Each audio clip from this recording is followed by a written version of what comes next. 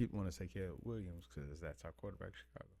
I'm telling you, it was just freak accident. Promising young student, Caleb Wilson, was in a park standing in line with some of his friends, and he collapsed and passed away. I mean, that makes sense, right?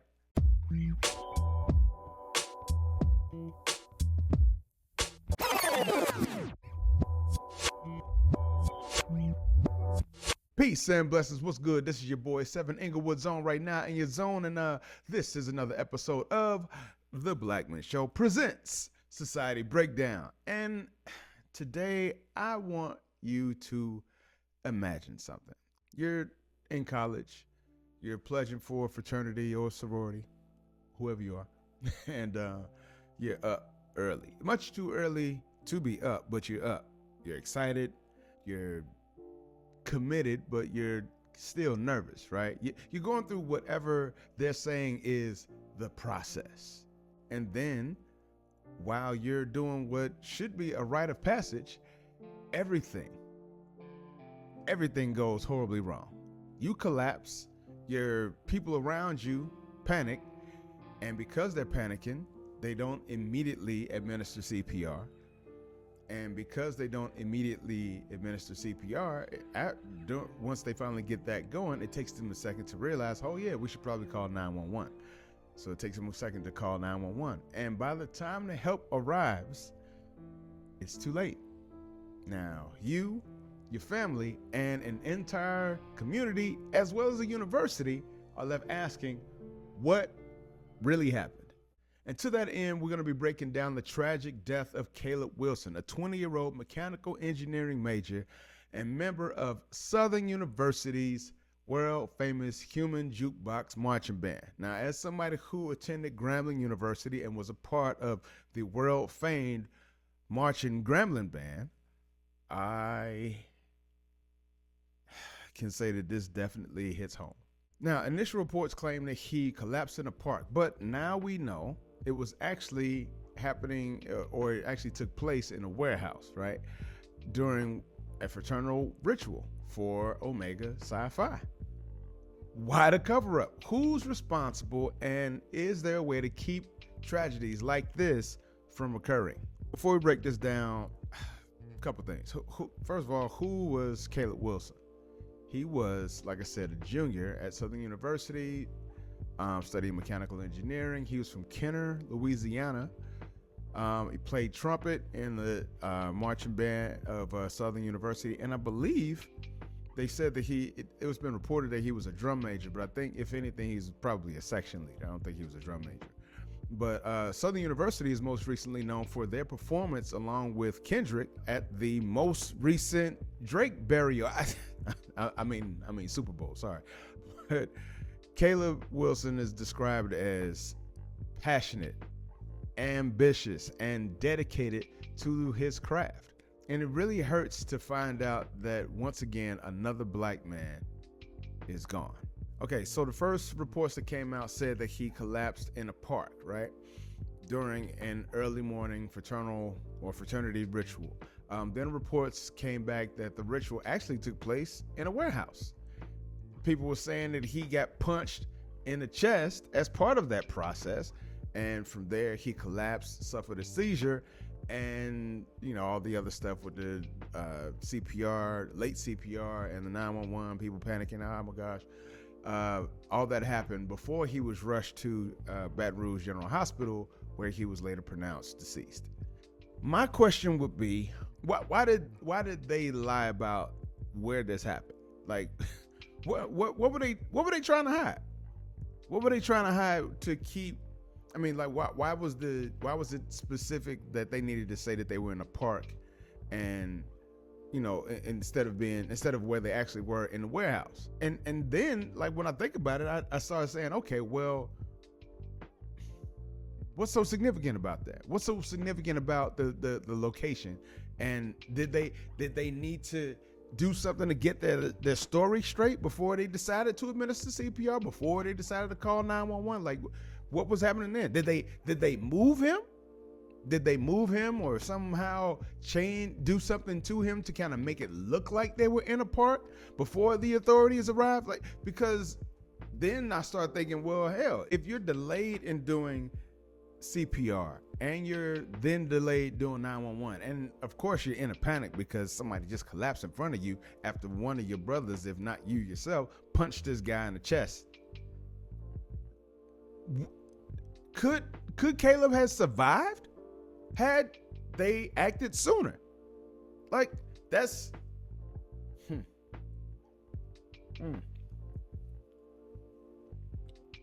that's the sort of stuff that comes to my mind when I start thinking about this case in particular, because that doesn't make I get it, you know, it's everything's happening all at the same time. There's a lot of activity you probably weren't expecting. You know, if you're one of the pledgers, you're probably not expecting somebody to pass out, even though we know sometimes people are people. But yeah, so there's a whole lot that's going on, but at the same time, like, I think there should have been more responsibility, or more, they should have been prompted more to act instead of react, if you know what I'm saying, if that makes sense. What I mean by, like, is, you know, act. Hey, there's a body. We have somebody who's collapsed, and now they're experiencing a seizure right now. React says, oh crap, what's gonna happen to me? Oh man, we got to get our story straight. All right, so you was doing this, and you over, you know, like that sort of thing. So a lot of questions that kind of surround that. And then I started thinking, and y'all can let me know your thoughts in the comments, but then I started thinking, who should be held accountable or responsible? And if anybody, who's being protected by this, right? One unnamed individual has been arrested so far. However, more charges are pending for some of the others that I'm guessing this was the main individual who did the punching, and then there were others around who are like accessories to the punching, you know. So some of the charges that are pending include, but are not limited to, make sure you know that, negligent homicide, hazing, manslaughter, and obstruction of justice. The Baton Rouge, not the prosecuting attorney, I think it was the sheriff, but either one said that they are most definitely going to enact or use the Max Groover Act, which is a Louisiana anti-hazing law that came out in 2018 when their governor, well, then Governor Johnson, I think was his name, when then governor decided to put this into law after Max died on Louisiana State University's campus while participating in a pledging process that involved a lot of alcohol, and he ended up passing away. So the penalties for somebody, if they use or if they're found guilty under the Max Groover Act, include a 5 years up to 5 years in prison, and $10,000 fine. And I can kind of get that. I mean, you're a college student. 5 years is kind of a long time. Long time for you to get your life together, but not. I mean, get your thoughts, I guess, together, but not so much to ruin your life, I guess, all the way. Even, and $10,000 isn't a whole lot of money, but I guess to a college student, because most college students aren't rich, $10,000 to a college student is kind of a bit of money, so I can kind of see that as a penalty. But I don't know, it just seems kind of low, especially when you consider that the persons who were involved in Max Groover's unaliving, they only got 2.5 years out of the 5. So the other 2.5 were suspended. So I don't know. But I guess at the same time, you also have to look at it and say, well, this is something for like involuntary manslaughter. When I think about people who are youths who were charged as adults, in a lot of those cases, in most of those cases, there was mental issues involved and or intent. And I can probably, I can likely say I'd say about 90% certainty that most of these hazing rituals that took place when somebody ended up passing away didn't happen where somebody intentionally was trying to unalive somebody. You know what I'm saying? So I don't know. I don't know. I can see this from different ways and different angles, but y'all let me know what y'all think. So Southern University suspended all fraternity intake processes after the incident. I don't know. And they have internal investigations that are ongoing, but I don't know. Again, just looking at things from different points of view, I started to look at it and I say, okay, is that enough? Is that enough to, okay. And then from the pledge, like, let's just say, you know what I'm saying, you're in trying to get into your organization and you're out there, you're maybe going through your final phase of it, whatever that is and whatever you call it. You're going through your final phase of your ritual, your process. You've already paid your money to your national headquarters and all that stuff. And now the university that you're attending has said all organizations, all of them will be, and their processes will be suspended. So what does that do for the people who are already in their process, like starting their process or somewhere in it? Like, what does that mean for them? Does that mean that they have to wait until the fall? I'm sorry, I think the suspension of fraternity intake processes has been made for an entire year.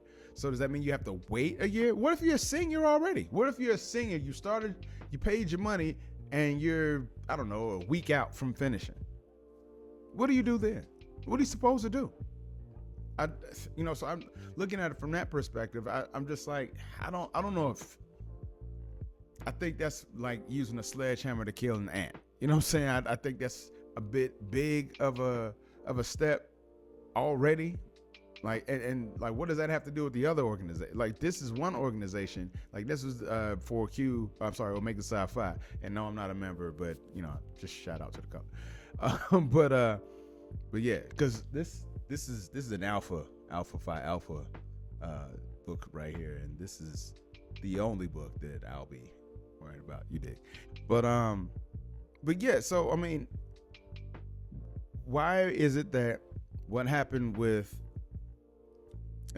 I'll take where I graduated from, right? So why would somebody like Sigma Nu does something so that ruins everything for AZD, Theta Phi, and all the other organizations on campus? Like, that to me doesn't make a lot of sense, because again, it's a very big penalty for a very singular problem. And I get it. It's a heinous problem. Absolutely. A life was gone. Life was lost. At the same time, these other people didn't do it though.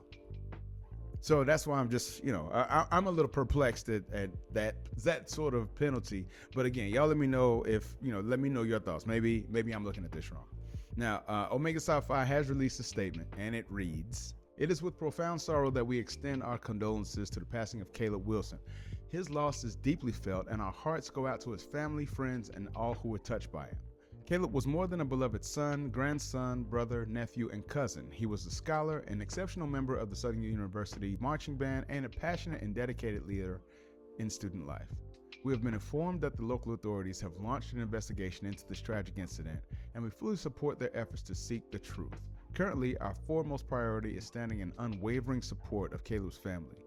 We have extended ourselves to them and are ready to assist in any way possible during this difficult time.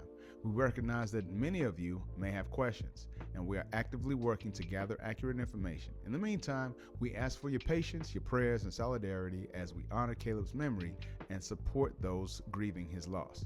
Ricky L. Lewis, International President of Omega Psi Phi." Now, contrary to what many may believe, this was a statement made from Omega Psi Phi the day after this young man passed away. But let me provide a little disclosure here, right? I attended Grambling State University, and as such, I am also part of a band organization. And in addition to that, I'm also part of a Black Greek organization. So as somebody who attended Grambling State University, was a member of the World Fame, was a member of the Tubas of all places, and is in a organization for the band, this just hits a little different. And I was recently in a conversation with some of my brothers from Grambling State, who were in the band also, who also had feelings about this, who were adamantly talking about how there was nothing made or said about this incident. And that's very short-sighted, because it really just shows that you weren't looking for information. You're just looking to place blame. And I kind of talked about this in other episodes, but it's just like, it really is unfortunate when you see how people can be mad at somebody and they use an incident that isn't really related to the fact that you're mad about them, but you use that as a reason to now say, that's why I'm mad at these people. It's like, I don't like that. If you just don't like the people, if you don't like the cues, say you don't like the cues. Don't do whatever it is that you're doing. And I'll just leave it right there. So Omega Sci-Fi did put that statement out, but I will ask, even with that statement, are they taking responsibility? Now, the national office says that they don't condone hazing, right? But what about enforcement? And honestly, how can they or anybody enforce any policies that they've enacted?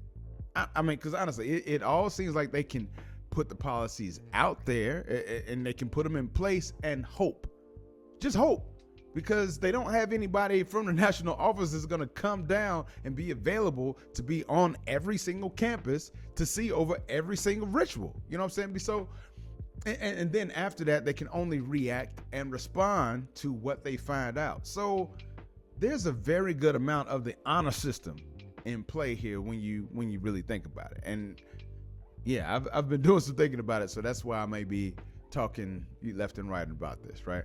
But what other power do they have? I mean, like, should national fraternity organizations take legal responsibility when the hazing does happen? What should the universities do? And do you think this will lead to some of them totally precluding or evicting individuals from their yard altogether? I mean, kind of like a, don't start none, won't be none kind of approach, And would that be for all organizations? And I'm gonna be real with you. Max Groover was not pledging to D9. I'm gonna just leave it right there, right? And then with that, do you think that black fraternities are held or would be held to a different standard when hazing deaths occur compared to white fraternities?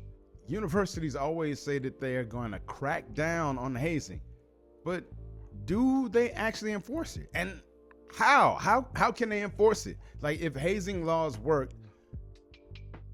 why do the deaths keep happening? And to be fair, I think we've heard this similar argument when talking about gun violence, but I digress. Different argument for a different day, right? But I don't know, maybe some sort of strict enforceable penalties or something like that to make people feel what the hell that you're on should be put into place. You know what I mean? Something like automatic expulsions and criminal charges. Something like that. I mean, so if hazing happens, expel the entire chapter.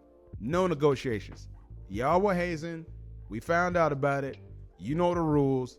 You're off campus. Period. Not off campus. You're out. You're kicked out of school. All your money is given to teachers, and now their retirement fund is going up. They're blowing up off that. You know what I'm saying? Like, for real.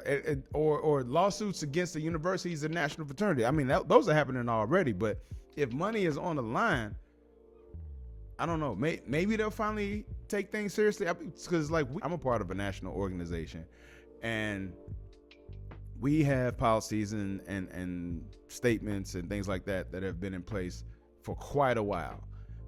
You have to sign. You have to actually take training to say that you are not. You won't participate in that. You have to sign your name on this thing, and now this is a legal binding document. So if at any time you're not, or you're found to be not within the guidelines of this thing that you just signed, you're going to be expelled from the organization. So I don't know. Things like that should probably take place. And of course, I don't know. anonymous whistleblower protections or something like that, because most pledges don't speak up because they are afraid. Now, when I was looking at some statistics on hazing, I found quite a bit of interesting information.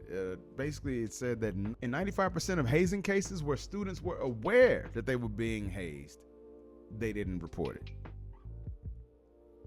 In 25% of the cases where coaches or advisors who were aware of hazing incidents, they didn't report it. 1 out of every 10 students who are actually being hazed actually realizes that, hey, you're being hazed. So when it comes to what hazing is and how hazing affects Greek life and all that stuff, I think more education, more preemptive education needs to take place with some of these pledgees before they begin, or some of these aspirants, I'll say, because pledging in its form, or actually pledging as they call it, is banned. That itself is outlawed. So if somebody says you're pledging, or this is your pledging process, or something like that, that is not what it's called, and that's not what it should be. And if somebody says that you're pledging, you're not. If you're legal, if you're underground, hey, do whatever you do and hope you don't get caught. But if you're above ground and you're legitimate and everything is in active status and your green light is on, or have things work for you, then generally your verbiage is going to be right on what it is you're talking about. That's all I'm gonna say. You're gonna get your words right, because saying the wrong thing definitely means the wrong thing. That's why you have to be selective with the words you choose. But I don't want to get off on a tangent. I'm sorry about that. But I will say, from my perspective, Caleb Wilson should still be alive. This wasn't a freak accident. It was preventable. Steps were missed when this man collapsed. Steps were missed when he had a seizure. Steps were missed when it took them a minute to administer CPR. Steps were missed when it took them longer to call 911. Steps were missed when they decided to say, or they agreed on what the collective lie was going to be. Oh, no, we weren't in a warehouse. We were in a park. I'm just saying. So, and if an organization puts people's lives at risk, I don't know. It's kind of difficult to call that brotherhood. I don't know. Like, if you can say, okay, me and all these guys who I didn't know beforehand, we went through a thing together, and this was our bonding thing or whatever. We've done something to help us bond, pause. And so you've bonded together with your people, pause. And you know what I'm saying? You gotta, so you've done that. And now you call this person your brother because you've gone through the fire, and now you've both come out on the end, better because of it. That to me is one thing, but when it's an individualized circumstance, it's a little difficult to say this is brotherhood, in my opinion. I mean, we all got our ass whooped that night. Oh yeah. That was, I don't know. Maybe that works for some, but I don't think that's what brotherhood is necessarily about. And hazing is definitely not a prerequisite for brotherhood. I have a lot of men that I call my brother who are not my mother's children, and I didn't have to get hazed with any of them to do so. You dig what I'm saying? So I don't know. We also don't go around wearing matching shirts either. So you take that as you will. But in my opinion, hazing is, what is it about? It's about power more than it is about tradition. Like, again, full disclosure, I am a member of a Greek organization, Alpha Phi Alpha Fraternity Incorporated, and in my process, I think they're in my process in sports I've played, different places I've gone to learn, there are jobs I've had, there are different things that I've encountered where I would say, I'm not gonna do that to the next person, so I mean, that just happens in itself anyway, you know what I'm saying? But I don't, and because for me, I look at it as that's not what it took to make me a part of this thing. It didn't take that. So if I know it didn't take that, then why would I subject somebody else to that? So, but then there are others who feel like, well, I got it, you get it. So I don't know. I don't know how to parse that out, but you all let me know what you think about that. I will say that Greek organizations and universities seem to only take action when they get caught. But at the same time, they can't be omnipresent. You've got university advisors, you have university staff, you have coaches, and let's not forget the fact that this isn't solely what happens to men. This happens to women in sororities as well as in sporting organizations. Looking at those, going back to those stats on hazing, 50% of D1 female D1 athletes, 51% of them have been hazed. 50%. Sorry, I think I said 51. 50% of them have been hazed. So 1 out of every 2. Hey, you play basketball? Okay. You got a squad of 10. Great. At least half of them been hazed on average, So that's something to actually think about, But I mean, you've got on a university, you've got so if you're part of an organization, I'll just take mine for example, right? When I was at my college, we started the Minority Student Union, right? And we had an advisor who was the only black man on campus, who was a man from South Africa. And so we asked him to be our advisor for our organization. Organization ran for 2 years. How many times did we actually talk to him as an advisor for our organization? Never. How do I know? I was the president of it. We never talked to him. So he was just a name on a piece of paper. That's all it was. Now, we didn't do anything nefarious, thank goodness. But I can only imagine what that looks like if you're already a university professor. You're trying to get your tenure and all that stuff together. You want to make sure that you keep that together. Hey, some student comes and asks, hey, will you be an advisor for my organization? It's just a little organization. We're not gonna blah blah blah blah. We're just gonna blah blah blah. Okay, whatever. You're like, yeah, whatever, cool. It makes me look good. I'm an advisor for this organization. Help them to get started. Now I, as a professor, I look good because I helped out this young organization, this fledgling organization, to get established. Sure. But when that fledgling organization does some dumb shit, then that's your ass, professor.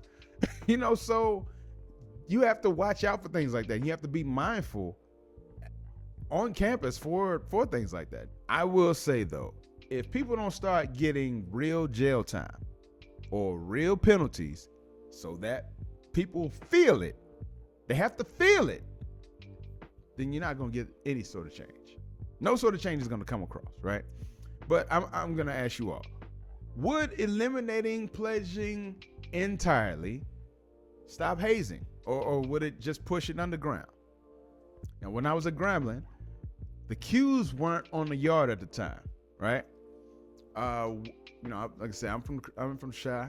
One of my guys from Chicago came down to Grambling, and he wanted nothing more than to be a Q. And they took this man into the woods and did some things with this man, pause, nothing like that, but still took this man into the woods and did a lot of things with him over a course of time and never made him a part of their organization. He was never made a part of their organization. They just did it for funsies. You dig? Why?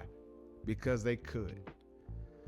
So in situations like that, you have to have some sort of penalty or policy in place to let them know, hey, maybe I don't know what's going on everywhere. Maybe I can't catch everything that's going on. But when I do catch your ass, when I do catch you, you gonna feel it. You dig? I'll just say this. The way that my 7th sense works, right? Caleb Wilson's death wasn't an isolated incident. He's unfortunately not alone though. And the cues for, whatever people say about them, my organization, or any other black Greek organization praising the almighty God of Zeus, we're the ones just caught with their pants down. This time, if we don't demand real accountability, nothing's going to change. And sometimes brotherhoods are hard to quantify when you're scared, dealing with lies, and the people who are supposed to be your brothers around you are doing anything but. Especially when they start having to explain to each other, hey, what are we going to do with the body? I'll just leave that for y'all right there. Question, do you all think national fraternities should be held legally responsible for hazing deaths? What should universities do differently to stop this from happening? And just to be transparent, man, I was at Grambling. I was in the band. I was an engineering major. And at one time, when I first came to Grambling, I wanted to be a Q. And that was only because I was encouraged by the only Greek people that I knew at my high school in Chicago. We had 2 or 3 teachers who were Qs. My band director was a Q. So I was like, oh yeah, we're all gonna be Qs. But then when I got to Grambling, thankfully, soon as my first day at Grambling, that's what changed everything for me. And I knew that I was gonna be an alpha. No doubt about it in my mind at all. I was gonna be alpha, period. That's all it was to it. But anyway, that's where I'll leave it right now. That's it for today. Y'all be safe. My thoughts, prayers, and loving energy goes out to Caleb Wilson and his family, his friends, the people of Southern University. Even though I'm from Grambling and I claim Grambling to my heart, I definitely love all y'all, and I can only imagine what his family or his father's feeling right now. But peace. I'm out, y'all.